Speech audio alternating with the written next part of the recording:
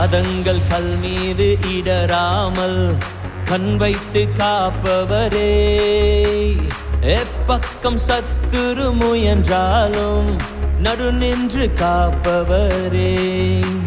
என் பாதங்கள் கல் மீது இடராமல் கண் வைத்து காப்பவரே, எப்பக்கம் சத்துரு முயன்றாலும் நடு நின்று காப்பவரே. ஏல் மோஷா என்னை காப்பவரே, ஏல் மோஷா உருவாக்கினீரே, உருக்குலைந்த யாக்கோபனை இஸ்ரவேலாய் மாற்றினீரே.